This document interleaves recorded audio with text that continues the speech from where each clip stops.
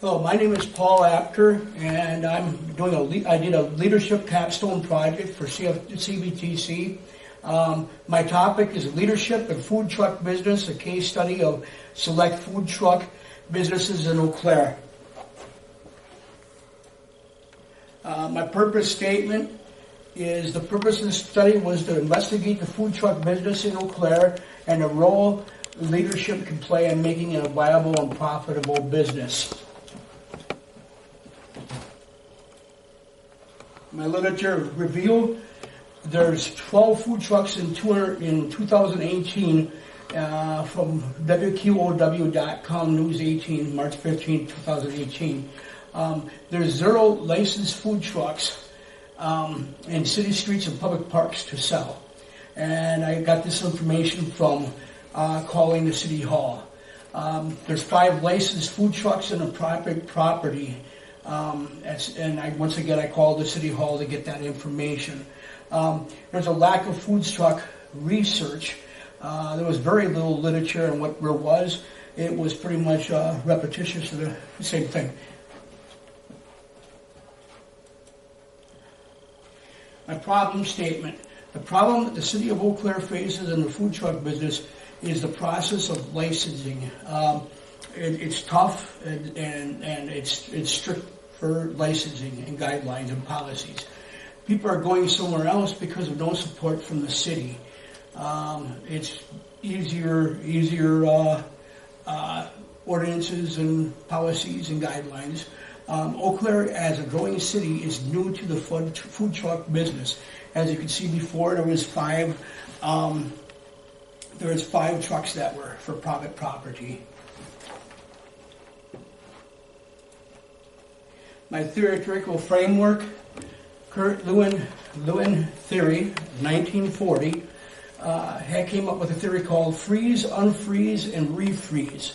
And a freeze is like the current situation, and now there's a problem, and so they have to make that change. They have to unfreeze that, and they have to find a solution to their new problem, and then they have to get everybody on the same page to refreeze, which is to make it stick and enforce this change. As you can see here, there's Kurt Lewin, and as you see, he's got the change, refreeze, and the unfreeze.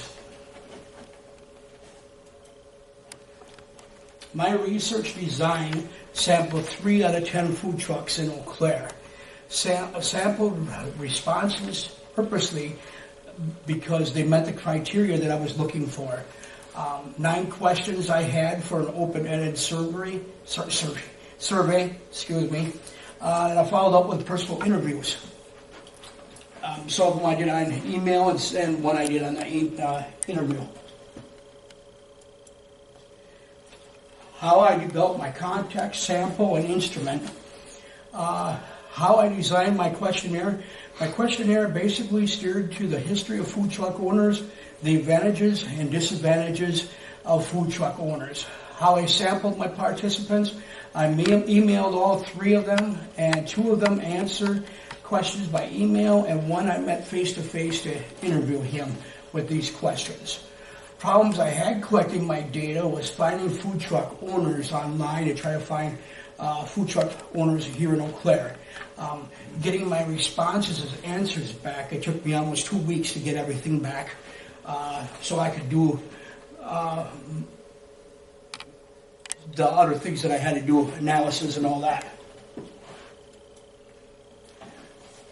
Validity and reliability of my data. Responses were anonymous. Responses among the sample responses were kept secret from each other. I didn't tell anybody what the other ones had answered. Responses were given permission to opt out of responding to the questionnaires if they were not comfortable in answering. Collect data. I did by emails again, face-to-face, phone call to City Hall, and observations while I was doing the one face-to-face. I got to observe how he conducted his business and everything there, and Davis Dogs is really good at customer service and handling his customers and making them feel happy, satisfied. Data analysis. I did this on Microsoft Word, which was me putting the 9 survey questions. I reviewed all the answers of each 3 ones, and I showed each questions and answers from food truck owners.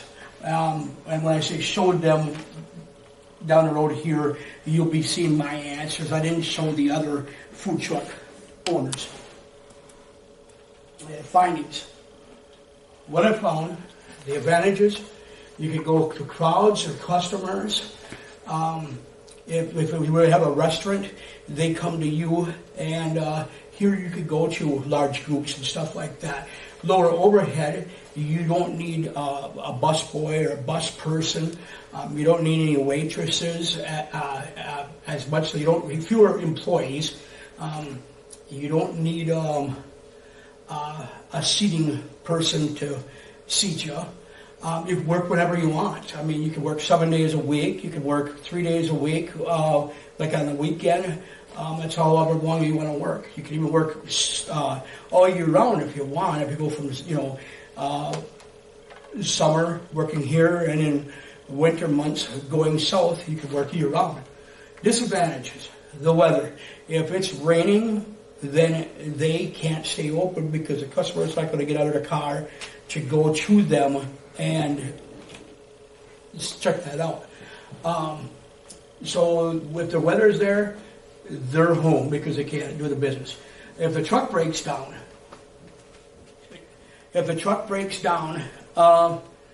then they might be out of commission for a couple of days to get it fixed. How I interpret my findings? I interpret my findings that the city is a big obstacle for food truck owners because of guideline, permits, and licenses. The guidelines for City Hall and the Health Department are strict. All right, here is my questions. My first question was, tell me about the history of your business. Hub bought his truck off of eBay, and he could change his menu depending on what customers want wherever he's at. Gordo's food truck, he was thinking about buying a restaurant, and then they thought it would be cheaper to buy this food truck, and his wife advised him that she did some research, and he decided to go with the food truck over the restaurant. Davis Dogs built and customized his own. He built a step-up van, and then he did everything himself. He bought a book for $35 online to do this for instructions, and he said he just could not. The instructions were terrible, so he wound up going to the health and said, "Okay, show me how to build this truck. Tell me about any possible guidelines you have faced in your business." The Hub. Additional license besides Wisconsin license you need here. Gordo's food trucks had the strict guidelines. Davis Dogs said he was okay with guidelines. How profitable is your business? Explain your answer. The Hub said in black the second year he was open. Gordo's food truck says it was extra income. He's a chef and his wife is a teacher. Davis Dogs, it's profitable if you want. Like I said, you can work 7 days a week or a weekend. Where do you go with your business, food business? The Hub, special events, knowing how many customers in groups. Gordo's food trucks is larger events, pretty much the same thing as the special events. Davis Dogs, Eau Claire he goes to, and he goes to Menominee. What advantages are there about owning a food truck business? The Hub says bring food to the customers. As we were saying before, that the customers can come to you. Gordo's food truck, he says lower overhead than a restaurant. Savings brings high, good quality foods. Davis Dogs, he's work when you want to, and you can go to the customers. What disadvantages are there about owning a food truck business? The Hub, seasonal weather. Gordo's food truck, if the truck breaks down, like I said, it might be a couple days before he can go to another one. Davis Dogs, it is the weather.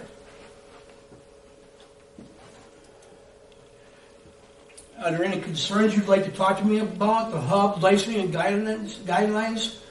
Gordo's food truck, you had none. There was dogs, no concern. I stand up for the other food truck owners, so he tries to fight for the other food truck for guidelines or whatever. Tell me any other thing you want to share. The hub, solid business plan. Have to have a really good business plan, and he said it could be fun. And the one that he has is the cost of insurance and permits that are pricey or spendy. For those food trucks, nothing else. If there was dogs, I would love to share how to build a food truck properly. When I went and I seen him face to face, he said that when I see him face to face, he wanted to write a book about how to do a food truck properly. Do you know what other cities are doing better than Eau Claire is not doing as far as food trucks? Houses don't go anywhere else. Go to those food trucks in smaller cities like La Crosse or Green Bay is more popular than Eau Claire. Davis Dogs, Arizona is a big population, and they have a lot of food trucks and stuff. And Eau Claire struggles with being newer, and the city streets can only park for 4 hours, and it takes about an hour to set up, so it's 2 hours there, plus one of the reasons being is if you have to go to the bathroom, you can't just leave. From the research, city guidelines. It's hard to get a food truck license because the guidelines tight, a lot of red tape. Weather and food truck breakdowns are an obstacle. It's only seasonal unless you want to go year-round. Low overhead, work when you want. Like I said, the lack of research for me trying to find this. Pretty much the City Hall helped me out a lot. We need more diversity in the food truck business. More food choices and taste. So the more different people, nationalities come in would be a lot better for the food truck business around here. 5 recommendations. There should be street parking licenses. There should be flexibility in guidelines and policies for the food truck business. There should be more research to find out what other surrounding cities are doing differently in the food truck industry. There should be more promoting of food truck owners. We need more nationalities of food truck owners, which means more taste of food.